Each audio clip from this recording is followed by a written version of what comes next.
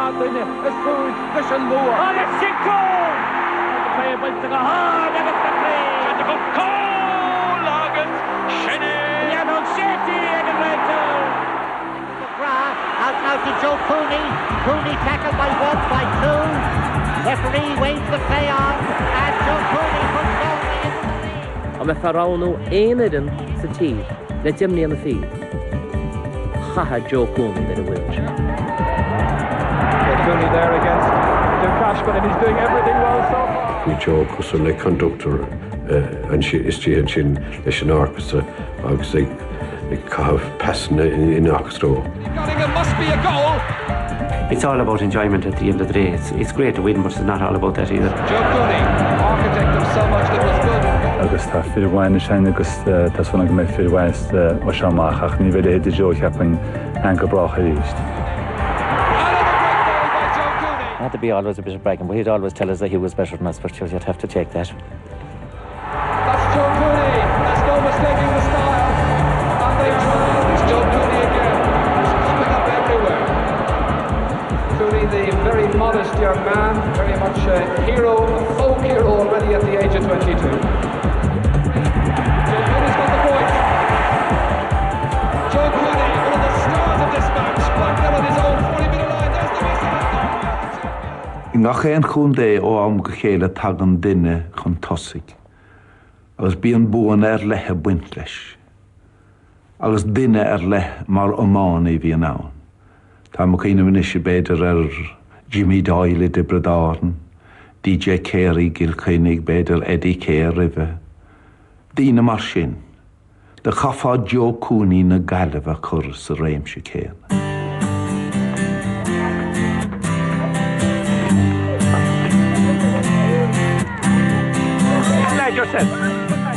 Caiisiad tosaí óg, agus sinne go dtíire a rinne Joe Cooney. Tá na féad mór is móláin in na Gaillimhe is breag go daoine chun imar le blianta fada, mar imnóir dús agus mar Eleanor, agus a bhád siar a hosa eistir ó mana Joe Cooney. But the very minute he came out of the pram, there was a hurdle left above it, beside the dresser, and up he went and got the hurdle and went trying to work it anyhow. And so from that on, he'd be hopping the ball around the kitchen. Sure, we'd all give him a hand in, I suppose, when the lads would be around, they'd be hopping the ball around the kitchen. Well, in the national school here, Donald Conair was good, you know. He got us all involved. And David McGann was one of the biggest influences. He was the other teacher in the other half of the parish, New Inn. He made sure that, you know, there was games organised. He made sure that there was training organised, which wasn't in most areas at that time. Seachta cúig, ní deag seachta cúig, nar bhí sé Japanese díis agus tháinig sé némart le an fuireann atágann sa club fé ceartíach agus bhí meidir gémartí mai Laochraíoch agus tháinig mé an led óg tannaí tapí seo agus na scíalna go léirige agus ní rás go cabhú sé iad. That was the target there. If we could get it in there, we were doing pretty well. But as you can see, there's a window up above that. Often it came off the top of the shed and fly up and hit that window and smashed. Mother would be out the door and she'd rear on us. But, you know, it's been a long time now since I tried it. I'd probably miss it now again. I'd hit the window up above, I'd say.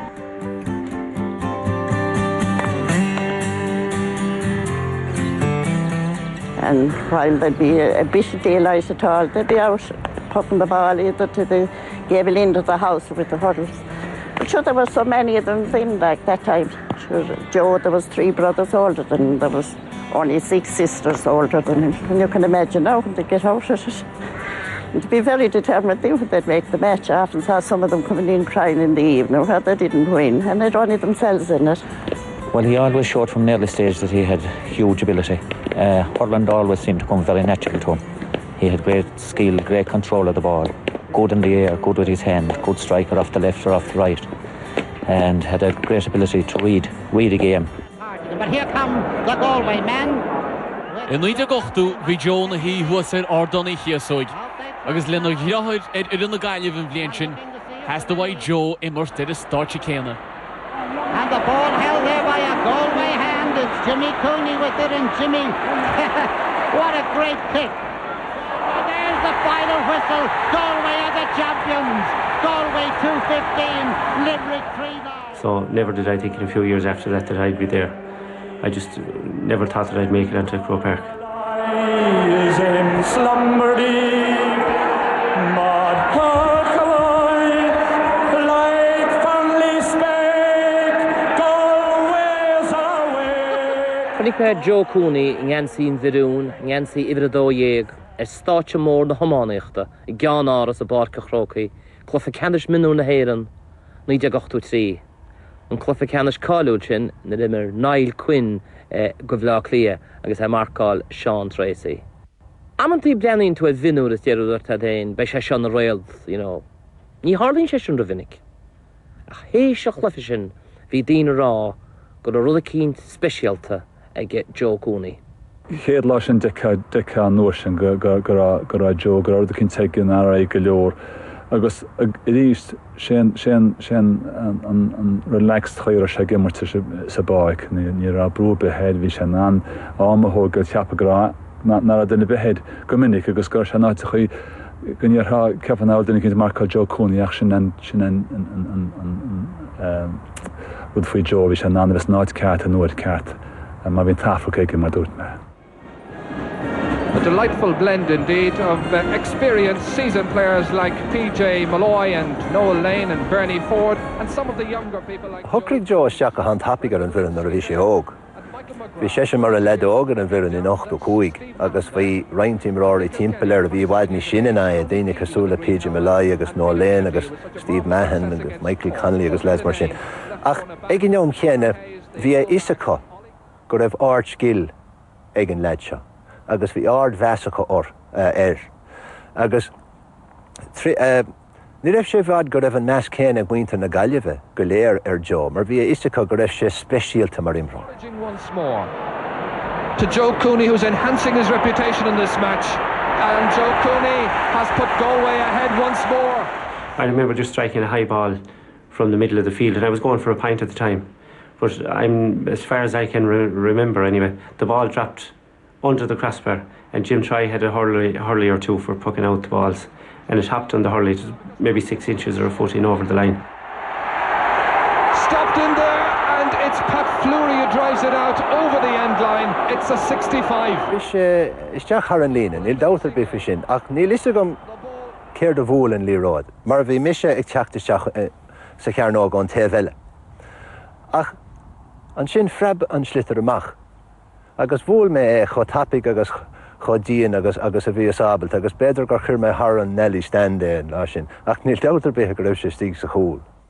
I suppose the hype, the build-up was there, you know, it was something new to us all. I suppose we got carried away maybe a small bit, being young and inexperienced, I suppose, as well, you know. We started to believe, I suppose, that maybe we thought we were better than what we really were, you know, so we got taken down a peg or two in that Hall 11 final against Offaly. Tá clétháin le go gcuiníim seal go minic. Is táim an lá gur ghlachach le Joe Cooney mar imróir a bhí an chortha leis na himróirí mór a chuig ribbe. Cléthe le cheanis na héireann in nuair le séile idir riad héin agus Kilkennig. Bhí Joe Cooney ina bháistear an lá sin. Bhí sé mar sór generál. Kindly for him. It's Sean Fennelly who gets it out, but only as far as Joe Cooney putting his defence well into trouble. Bhí súl I teiltigh. Bhí sé ná imróid is do chumach náte be. Deicioa, Jochen Schlitter, bhí trúnú cear a bharcáil, breanaíoh se na hímpel. Agus an sin nonchalantly scuideadh sé le. Bhí rud a cín feici aige sin go a tosach, bháil drón áite cín spás a cín. Agus bhí sí corán aige. Bhí a stró beir. Na scinnaí bhéige, bhí chuile hórtaige, ní mór an bhétarrá go rá ná an sideline chuir thógáils, ná an faoiní thógáils, an sitar immer san réir nuair a tal heb go scipaí sa go te an vision an Africa le daoine ag ceil timpeall ná an scónaí thógáils, bhí chuile hórtaige. Sean tro na rimmuid le chéileach ach sin scéala lena. First off, in towards Joe Cooney, who was a thorn in the Kilkenny defence, but Noel Lane really got a brilliant goal from this angle last season. Joe Cooney, what a start! Tréis rain blianta hánig beagán in nachan Bhí sé láidir go leor an sin chun aire a thuairt dó féin. Níor thóg mór an cosantóirí mór an seansan leis, mar bhí sé láidir go leor mar a dúras chun féin a chosant. Ach mar cheanire agus mar chosaí, bhí sé ceandas na tosaí is fearr a bhecha miseríomh. Joe Cooney. Cooney looking for goal number 4. This is amazing.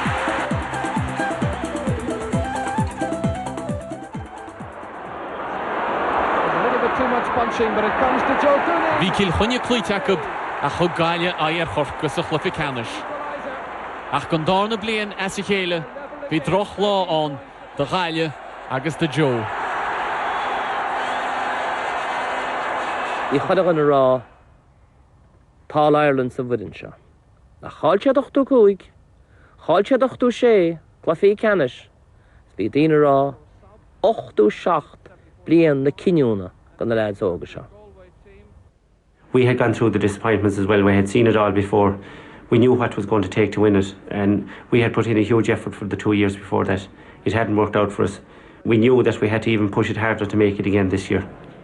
Sometimes the matches down training were even better than All-Ireland finals, you know, fellas were going that hard. And we knew we had to do that because we probably hadn't got the competition that the likes of the Leinsters, the Munster had. So we had to put in that extra bit in training to catch up to them. Gun tríú blian as a chéile, bhí Gaile a glufa canis na héireann, agus bhí brúteachtar a bhuiin seo faoi Cyril Farrell. Tharla achtar sa glufa a bhain le Joe a haring go leor caintas na meáin. I'll never forget, it was a high ball that was coming down in the air, and I remember Ger Henderson was behind me and he put up his hand to catch the ball, you know, and I just put up my hurley with one-handed and just to swing on the ball, and while he had his hand in the air, the hurley went down between his fingers and it cut him. And Ger Henderson there, exchanging words still with Joe Cooney and the referee. Anyone that knows me knows that I would never go out to do a thing like that to anyone.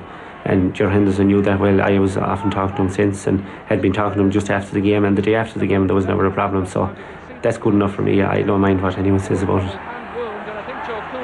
Is an sportúil fasna gimat, neach me bult drochhfuil idí áite be hena bhfuil agus bhí útar ag minic go mai mar bhí sé marcail teach ach fearspóirte gona bhí an. Joe Cooney, hand pass to Ian O'Ryan to no lane, the shot, saved by Galway, it's a goal! It's gone in! Successful as ever of a Galway team. The McCarthy Cup, Moshi Adol Dungallen. Bhí cruimh na héireann grúteige agus i tríú All-Star agus bhí tuile fós le teacht ón bhear óg seo.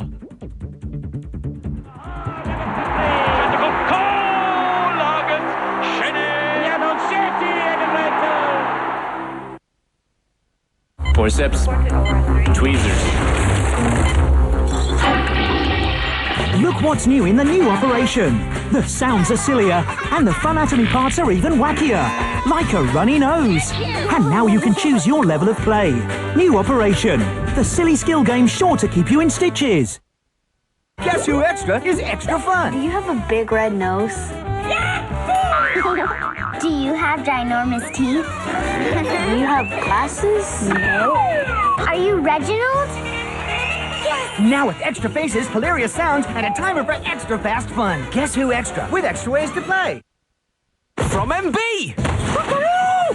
It's your turn. No way! You wanna go? It's Buckaroo! Can you place all the objects on his back without making him kick? And he has 3 levels of skills, so be careful, or he'll buck! Buckaroo! You're real brave.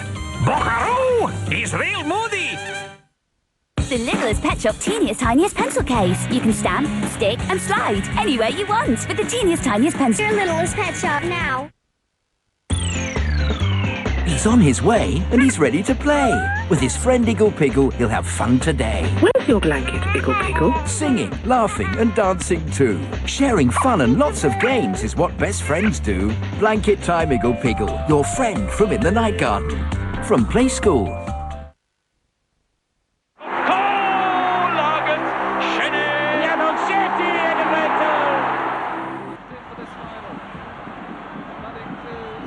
In 8-8 bhí Gaile éis ríis de glufa canis na héireann, ach an uair seo bhíidir in na Champini. Is a tuairtáir hibredáin i bhíidir, drám go gurach siad an aine orthb. Tip had won a Munster final in 87. There was a lot of hype around. You know, they had been a very good team. They were making the breakthrough at that stage and probably expected to win it, you know. But we had been around at the same time, you know. We had a very good team, and probably we had met on numerous occasions, and the rivalry was always very, very intense, you know. Joe was so focused and so committed. Like, he was like a good greyhound after a hare. Like, you could see Joe's concentration all Ireland Day. He was trained, he knew in to be a hurler from start to finish. Didn't need to be advised or told what to do. It was there for him. He saw it was all in front of him. He was there for the break. He was good in the air. And his work rate was incredible. Cooney is over the bar. It is, yes, it's a penalty for Tipperary. It might not be over yet. Depends on how much time the referee's going to add on. Nick English asked the referee was there much left, and he said as soon as he hit this ball, that's it over. And just the relief, you know, to hear that. And I knew even if he scored a goal from that you know, we had the game won anyways. He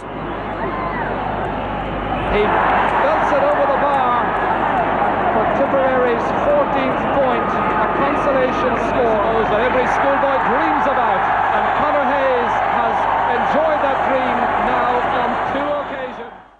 Is dálum gur chredan Gael a dús na bliana 98 go medi sin an an trío chréb as a chéile bhcht. Mar a derach félum, our dream of a tree in a row. Bhí sé sa cheannacha, bhí a row golavúdó, ach an son de hard an tachtar sin inú Eorp. Go rimmer Tony Keedy ann, go bhór na húdarás an tólas, gur currug faoi fionra é, nach raibh sé bheith anánig immert dó. That Keedy affair was used on numerous occasions to try and lift the team, you know, to get going, and we're not going to let this, you know, get us down. And everyone was on top of us, as we thought at the time, you know, the whole GA, the whole, you know, Crow Park, they hadn't wanted us to win anymore. We had enough fun at that stage. And I mean, I suppose when you think back in it, probably that didn't happen, you know, the rule was broken and that was it, but it had been broken by many other players as well, you know, so we felt hard done by, I suppose, at the time, and we were going to do our damnedest when we get out there on the pitch, you know, to try and win that game. Threading it through dangerously, neatly in towards Anna Ryan, and it's a goal! Number 1 off the post. A shot, a goal! Again, a little bit of nervousness and evidence as he dropped that in. There was a lot of niggly stuff happening on and off, on the field mostly, you know. You know, anyone, you weren't going to let anything away with your opponent, and that happens when you meet teams very often, and we had met them on several occasions. He has taken it, and it's gone over the bar. His 3rd point. And back in the goal mount, high jinks.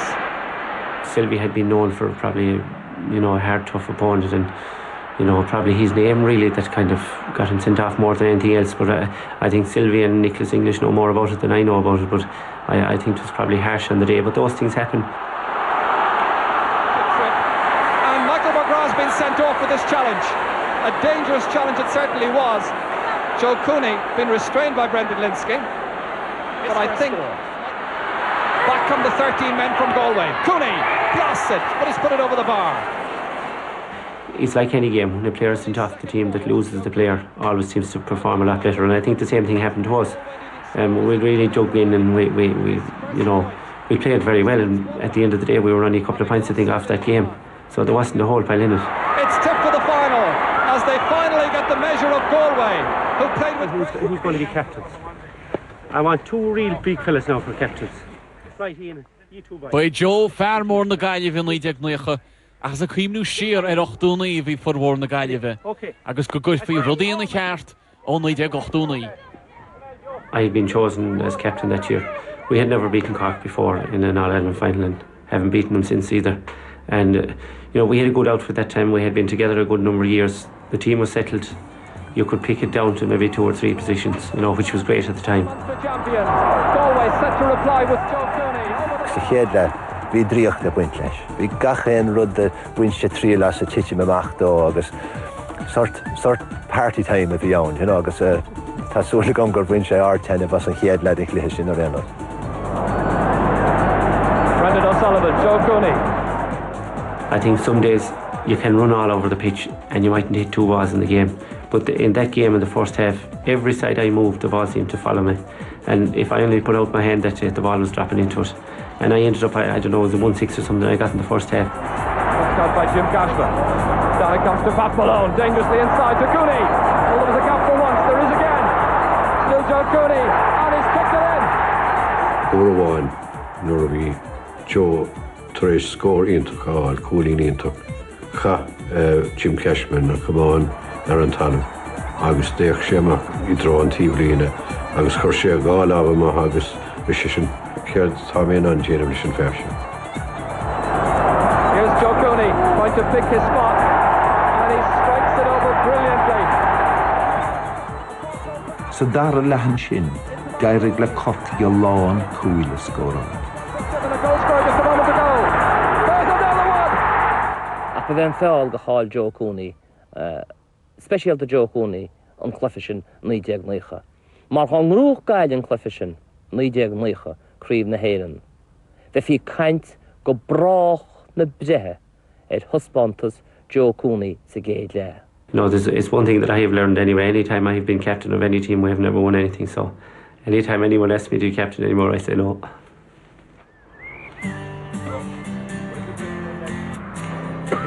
Go handúil feice tú fearr tá cín le chun deach ní teach amháin le an chlub nó vice versa. Tá Joe chuir láha seach scumaice seimí gon chlub nó go chun de lá mór nó lá beg ní me fear be fáil canasá a héad chéile me se. Dar nooit been an bringloid de gachi de club chun chréibh na Héireann sa club a bhóchaint lá le Padraig I Barcan Crochí. Agus Hannig Joe as paráiste beag go leor, ní lán mar a dóras ach beidir 3 teach na mar sin. I lár na nóchadaí, deirig lá an chréibh sin a bhóchaint gábhlíon in éige chéin. Agus is íontach an écht é sin. For the likes of the 4 fellas from our club that played county hurling, we had been there before, we saw it all before, but for the other players, it was just something special. The excitement in their eyes walking in the dressing room and walking out on the pitch, it was lovely to see. Sto vi buntlach an cliffe, vi sé bunny ar na Cooneys ach vi Dini Elam ar na Kinneys agus Kellys agus McGrath an freshen. Chanig slú an watli chéile in sna hochtagy agus nóchagy. Our forward line wouldn't have been noted to have been the biggest or the strongest forward line in Ireland, so it was important that you'd have a fella like Joe playing out the field who would leave in the right sort of ball into the smaller forwards, and they were able to pick up on it and shoot balls over the bar and get a couple of goals as well in most matches. Le hiireacht anna bheogar fad, bhí siad a chumas an glúiseach réig in na chursa túl a thóra cúl. Beidir pas beag glóit nach meach a 5 slat a ráid, go dtí an duine ceart ag an nám ceart. Nuair bheith an air go léir díre ar féin, ach an ganista ga chéan chosantóir bheith an slitrig duine eile agus bheith scór clár. Neat pick up here by Joe Cooney. Great skill by Cooney. That's a wonderful score by Joe. Chúg na méid felcaí, túmí bhearach an cín, an lasar sa bharach. Fecim Joe Cooney I siúlaisteach ón dhína 10 slat, I dro an dhína 4 slat a 10. Pádraig Kelly, tó gal buile taobh lín. Fecim mé fós Joe ag léim sús in air le grúpa Imróí, agus fresh air an slitter, agus thug sé an slitter don Michael Kinney, agus fuair sé cúl iontacha, agus cúl an tábhachtéis sin. It's been a very good start to the year for Galway, and Sarsfields have got it. Bhí dríocht a baint le Joe Cooney.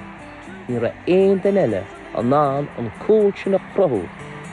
Go Michael Kinney a chomháin an sár bháiste é héin Joe Cooney. And for Sarsfields, they're the All-Ireland Club champions for 1994. Hardyman's under this, breaks it away from Alan Markham, comes back down there towards Joe Cooney, and it's a huge one from Cooney. Well, I knew, after maybe 95, 96, those years, that when you had been playing for 10, 12 years, whatever it was, the bit of speed, the bit of pace seemed to go, and I mean, you find it hard enough to get to go to training, and it was getting harder. There was maybe 5 and 6 nights a week, and it is more difficult and more difficult. Is test únta similóide an éadacha han sé gimmartá chundé.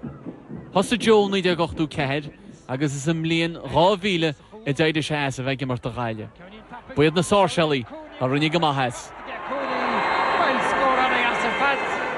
sé gimid chomáis gáile le farbe, Heis go sé tí tí scór blianta ach nó ngá go ráscóir réonchaí.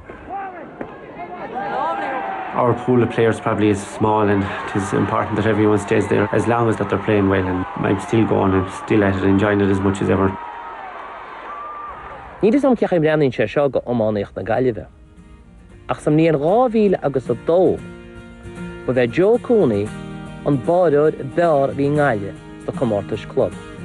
Agus is beag bídeach nar rúise críomh an chundé le séin. Teníonn sé le gachtaine, agus tá fóg le gachtaine, agus na grada a fórse ní raithir sé riomh. An tioncar atá aige na daoine ágas a club is íontach sin, tá chuile búchail beagna sa fráiste I gimar temáíocht denis, agus sin an tioncar atá ag Joe Cooney. It's not about winning everything, or it's not about losing. We probably have a good but one lucky enough, so it's all about getting out there and enjoying it, and being able to stay with the younger fellas now.